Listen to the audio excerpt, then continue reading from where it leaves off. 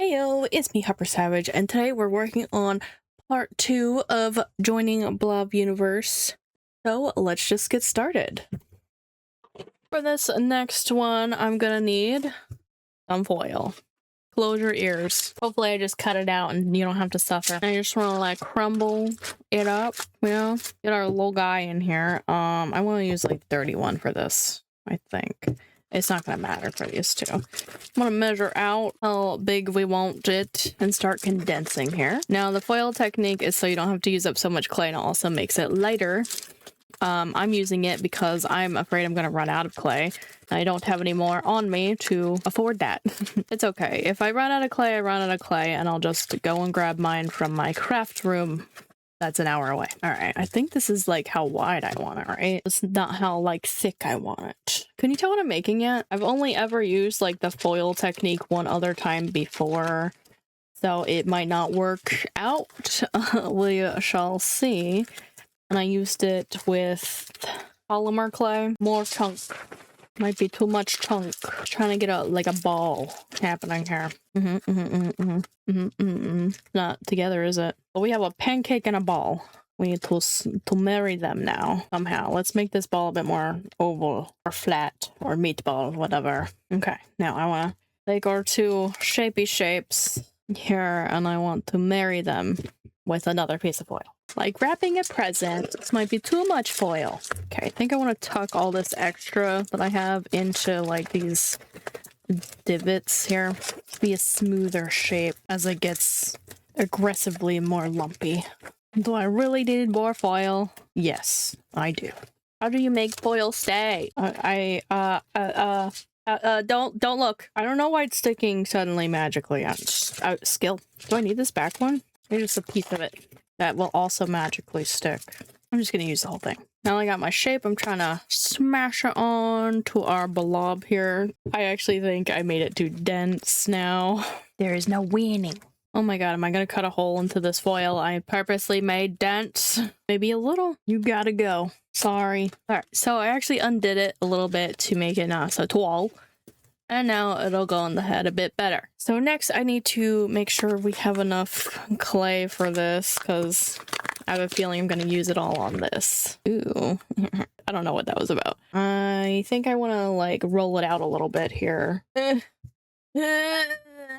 Okay, this is too thick. Let me plan it a little.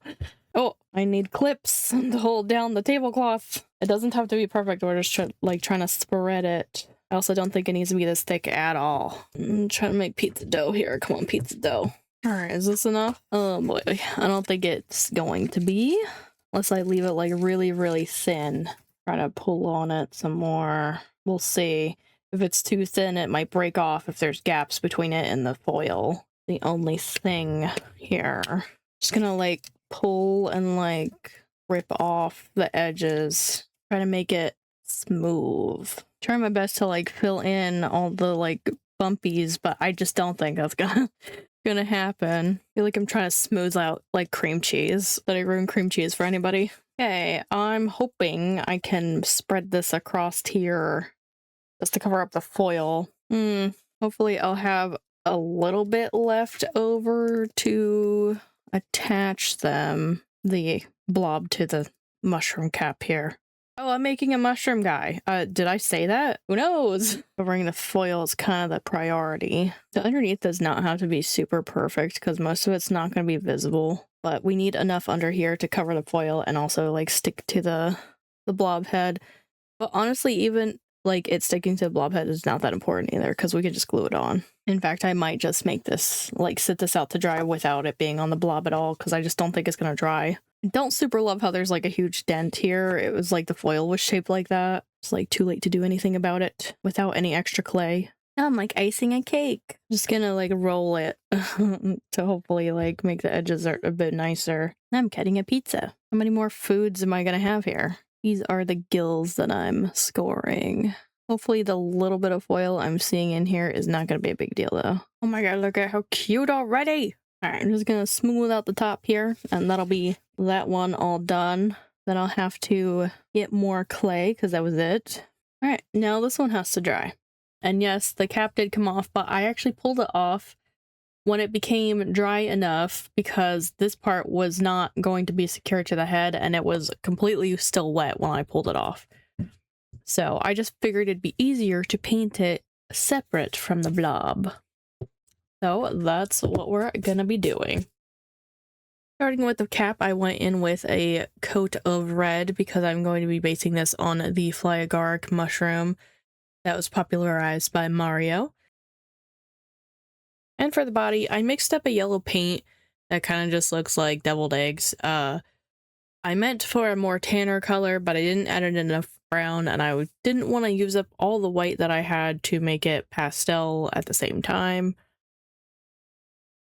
I then also used the same color on the gills. I question that because I think it actually might just be yellow on the gills. That is the underside of the mushroom cap if you don't know anything about mushroom anatomy. And I decided that that yellow was not good enough and that I would just get out a bottle of paint that matched the color I had pictured in my head, and it's this nice like off-white color, kind of tannish cream, if you will. That way I wouldn't have to waste any more paint or white, especially trying to mix the color. And then I went ahead and I used that same color on the gills, and I really liked it after it dried. Now I'm just working on the face. I mixed a green color using a little bit of blue and black to make that like nice, I think Crayola would call it jade. I would call it like a dark sage color, or like maybe a different kind of olive color. I don't know. I like the color though. And then I painted on that tiny little 3 shape for the mouth. You know, it's like a cat mouth, but not as cat. And then for this next step, I'm going to be using this Arteza modeling paste I got in an advent calendar, and I mixed it in with that paint that I had used on the eyes. It made it lighter because the modeling paste is white. And I'm just going for a textured look for the moss. I decided to put a lot around the head for like kind of hair. And then I added more patches all over just to make it more random and also make him feel less naked.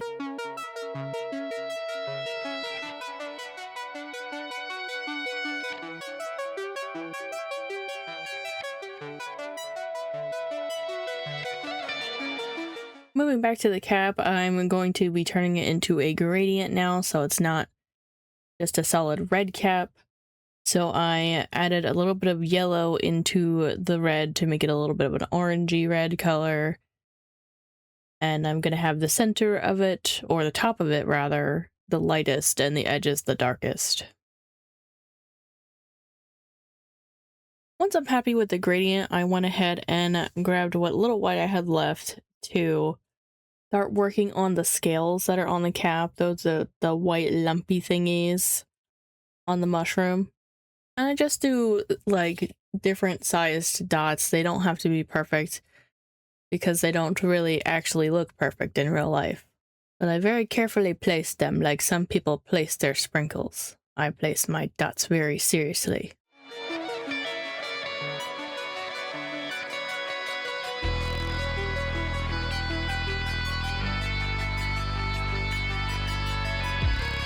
Once the scales were all dry, I added a little bit of glue to the top of the blob, so I then could put the mushroom cap on, and the moss was still wet at the time, so I was hoping that would help with like the stickiness to hold it all together.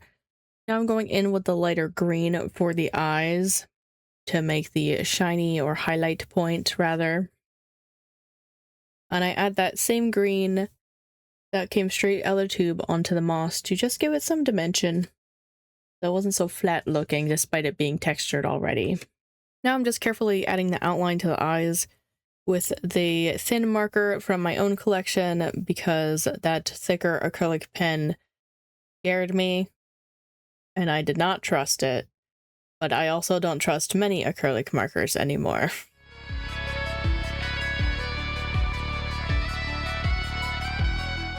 Then I add the shinies using a paint pen just because I'm running really low on white and still have another blob to do. Now there's one more little thing I want to add to him before we're done here, but you'll have to wait and see the end result for that. But we ran out of clay like I feared we would. So I decided to head out to my craft room a few days later and grab my DOS clay. However, I have a feeling like at least this much of it is dried out because the corner of the bag was open and this is not very efficient. And now that it's been like more than a week since I started this video, I'm kind of like, let's get it done. So I grabbed my polymer clay while it was there too. So that way we only have to wait for it to bake instead of dry for 24 hours. I also went ahead and grabbed some armature wire just to stabilize this next design idea. I'm going to start by probably bending this off screen here just because I know this is going to take way longer than it needs to. So I'll be right back with the shape I want. By the way, this is the design I'm going for here. Also, I wanted to show you this. This is really cool. Hold on. Ooh. Alright, anyways, back to bending this. And I'm realizing I made a mistake by not grabbing any of my clay tools. Oh boy. Like a large knife or blade could have been good. Or my pasta machine to knead the clay. But they're not really all that necessary, so it's cool. I'll find other things like my hands to knead the clay and something round to roll it out.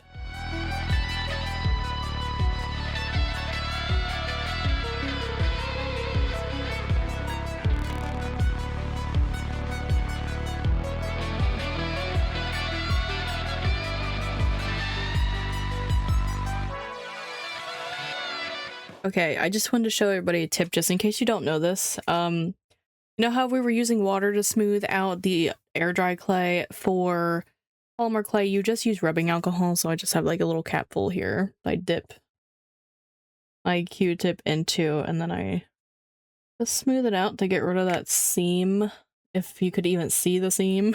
It also helps get rid of like dust and fingerprints. But yeah, that's all I'm gonna do here. Just smooth it out. That side compared to this side, you can see the seam right here gone over here for the most part. Okay, now I'm gonna like do veins in the wings. It's not gonna be part of the design, it's just gonna be a texture. I'm using the back of a like thin paintbrush for this. Well, I'm gonna try. If it's too thick, it's too thick, but all right, let me get something else. Maybe like something thinner to start it off, and then I'll use the paintbrush to like round it. See if this weird tool will do what I want it to. And go back in with the paintbrush. Also, I left the wire exposed because I want to pose them after they've been baked. You're wondering why that's still like that. Can I get it to match? This is going to be the tricky part, isn't it? They do not match, but I guess it's fine. Oh, that one's like really close. Now I'm just gonna like lightly brush off any of like the little flakes that came up with that. And gonna turn it over and do it again. All right, I'm gonna go put this in the oven and then we'll be back for painting. Now for this blob, I'm gonna be using an orange base for it. I actually used up all that paint I had mixed for the mushroom blob that was left over that I didn't like to make this orange. And now I'm just gonna go in and paint in the eyes. I'm going for brown eyes for this one. And then I use the same modeling paste that I did for the moss on the mushroom blob, but this time I don't mix in any color and I just leave it as the white it is because this moth has white stripies on it. Just give it a little bit of a fluffy look to it. And it's also going to help us out later. For the wings, I'm just painting it with brown. I don't remember how I mixed this brown, but there's something weird about it because it dries really tacky. I thought I only used the brown and black from the kit, but I'm not sure now if that's what it was. Also, whatever I do on one set of wings, I'm going to do on the other set of wings. Same with the top and the bottom and the front and the back kind of deal. Everything is like mirrored. So I'm using orange as one of the accent colors for this butterfly because I based it off of the Cecropia moth. I'm not sure if I'm saying that right. Tell me if I butchered it at all. I sat here like saying it wrong for like 5 minutes before I settled on what I'm calling it. And it's like a orange and brown and white moth. And I chose this moth because it's orange, one of my favorite colors. And because I'm running low on white, I decided to use my Sharpie Creative marker to lay down like a couple of layers before I add like the last layer of white to really make it opaque. Also, it was easier to sketch like out the shapes I wanted for the acrylic marker than using the paintbrush.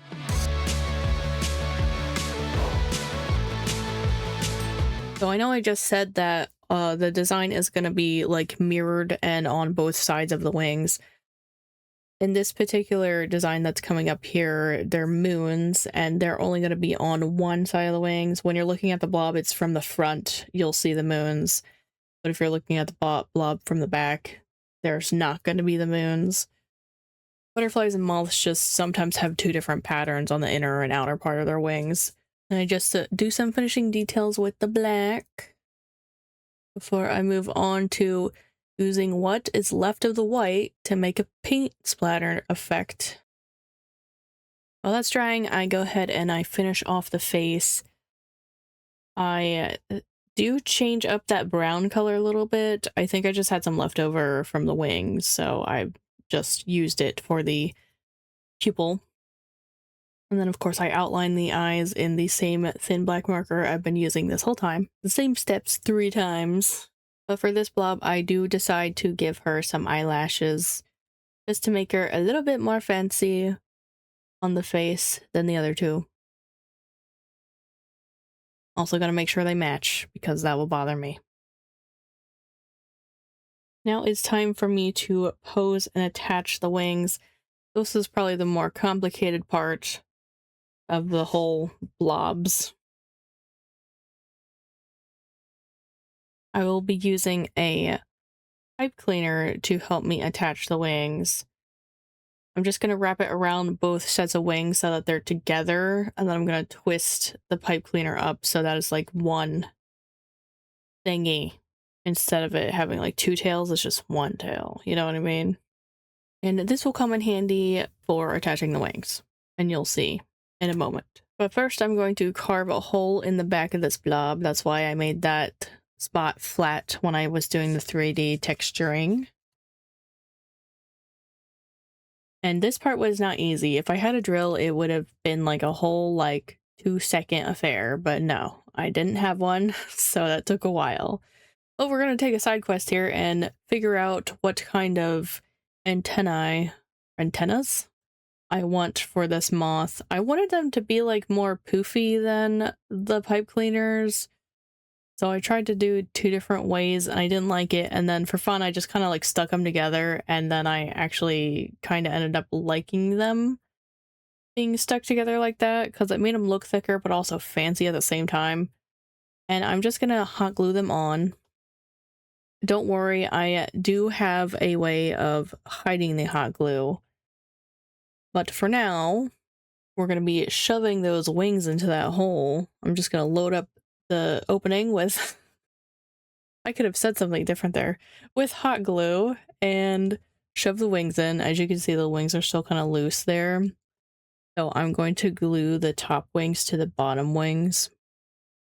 So everything is more like stabilized and will hold its position so she won't fall back or forward depending on what angle she's sitting at, which hopefully she'll be sitting on a flat surface most of the time.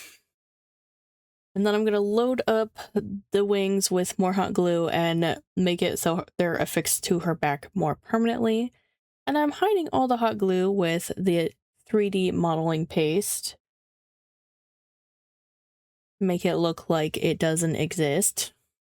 And also she's going to get, I'm going to call it hair, but it's more like a helmet because it connects to like the stripes on her fronts and backs.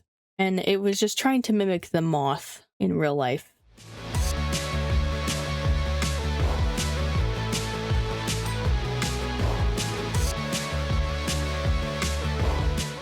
Alright, it is now time for the final reveal. So the first one we did was a bit simple, and it's Chi, my cat, but he's blob form, so he's pink and has sparkly spots. Make him extra fan Chi. Next we have Mr. Mushi. He is a mushroom blob with some moss growing on him. He also has glow-in-the-dark spots. Hopefully I'll be able to insert some footage of him glowing, because right this second he hasn't been in the light long enough. You couldn't tell, I do not go outside and I don't turn on any lights. Ooh, glowy, darky. And then last we have Cece, my moth blob. I think she's probably the sparkliest because I put like the thickest amount of varnish on her face. I'm not sure why I did that, but I knew I was putting a bunch of varnish on her wings and stuff because for whatever reason, her wings, the brown spots on her wings dried tacky, despite my best efforts to let it dry for a whole 24 hours. I think she looks really cool, and she does sit, if you're wondering. I'm a little upset that her wings are crooked on her, though. So let me see if I can get like a angle where you can see how they're crooked. Like slightly more on that side and then this side. All right, now it's time to go over my final thoughts and opinions about this art kit. And that is, I don't really love the tablecloth. It's probably best for people who aren't recording, but as you can see, I'm having a lot of shiny issue and I can't really control that just because my overhead light is attached to the ceiling. It's not something I can just move around to make the glare go away. But yeah, it does work. It does do what it's supposed to do, and that's supposed to keep your area clean and your stuff from getting stained on it. Something else that I did like was the varnish is very shiny and it dried pretty fast. Although my varnish like yellowed while I was painting, like see under the arm here. It's on his ears too, but like the lighting is not working with me. Like the glare I was just complaining about. Like that's the most noticeable spots I see it in, and I don't know if that's because it was like reacting funny to the nail polish or not, because I cleaned my brush thinking my brush was dirty and nothing came off of it, and it didn't change color or anything, so I'm thinking it has to do with the nail polish. I don't know though. Mr. Mushi turned out like fine. There's like no weird color streaks on him, and I painted him in between Chi and Cece here. But Cece has some yellowing in her like white, like fluffy areas. It's hard to see, but it's like where they're like divots and stuff is happening here. It could just be like maybe there was just too much varnish too, is another theory I have. But then on the wings, there's like pink, and I think that could have come off of Mr. Mushi because I painted him in between. Otherwise, I don't know where like some of this pink came from. You can probably see the best right there in this crack. It's not a lot, so I'm not like complaining that hard, and that's right here in this crack too. But that could have been a result of the paint marker, because I used paint marker as a first layer for all this white on the wings because I was running out of white. Another thing I should talk about here is how I ran out of white trying to mix this pastel pink for Chi. This is the pink that comes out of the bottle. It's like a magenta color. And I wanted him to be even more pastel than this, and I could not get that far because I used up all the white. And I had to dip into my own white, which I did not have much of. It was probably like this much. Which that's an oversight for me. I should have grabbed another tube of white from my craft room or from the store or something before painting something like this. I think what would have been cool is like having an add-on for like another tube of white or like a bigger tube of white for like her shop or something, so people could just have more white. Also, I've never used her paints until now, and they're like watery. I have never dealt with that before other than like in cheaper acrylic paint, but hers actually worked really well, so I don't want to say that they're cheaper acrylic paint or anything. Alright, now I'm gonna say some, they're not bad things, they're just probably things that not everyone's gonna agree on here. And that is clay tools. I wish it wasn't a wooden clay tool. I wish it was a plastic one. I know, boo, plastic, right? But we're also, you know, sacrificing a tree. There's my argument for that. But the wooden tool, was not easy to use to like cut things with. I would have rather have had a plastic tool, and I know they make them in combo now where they're like a plastic knife and it comes with like a really thin end that's kind of curved a little bit sometimes, and that could have been for blending, or included a silicone like tip end with a ball tool at the end. They make those in combo too, just because I know I personally was having a hard time like rounding like the concave part of the ear. Like with that wooden tool, I would have done better with a ball tool of some kind. And arguably I could have used something else like the back of a paintbrush, but the back of the paintbrushes I own are not big enough to like make this look nice and rounded and soft. And I theorize that most people buying this kit are more accustomed to painting than they are with clay. So I just feel like the two paintbrushes were unnecessary in my opinion. Like I could have used my own paintbrushes and we could have had more clay tools, or include one less paintbrush and had one more clay tool. Like the wooden tool was so unmemorable that I forgot I had it when I was doing the wings for Cece here, and I ended up using something else to make the vein texture. But like again, she did include everything you needed to do this Blob Universe kit. I'm just someone who's not shy when it comes to using clay and like having access to the tools. Unfortunately, all of my clay tools are with my clay in my studio, like my craft studio, and not here in my art studio. I've been working with clay for a really long time, so I had these big ideas and did not have enough clay for it. Half a pound was really not enough for me. It might be for the average person who's never used clay before, or somebody who didn't really have a whole lot of like 3D ideas that they wanted to do, which is perfectly fine. But again, I think like having an add-on for more clay or something would have been nice. Things I'm saying here are really not negative. They're just things I wish I could have had. Overall, I did have a lot of fun making my blobs. I keep on smacking Mr. Mushi here. Let me know which one was your favorite. I will be hopefully posting these onto my Instagram, so follow me there if you aren't already. I know I'm not very good about uploading to there.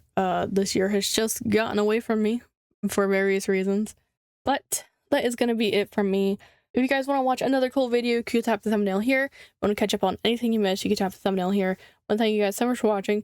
Don't forget to do all the cool YouTube things of commenting, liking, subscribing, and turning on that notification bell, and I'll see you guys in the next video. Bye-bye!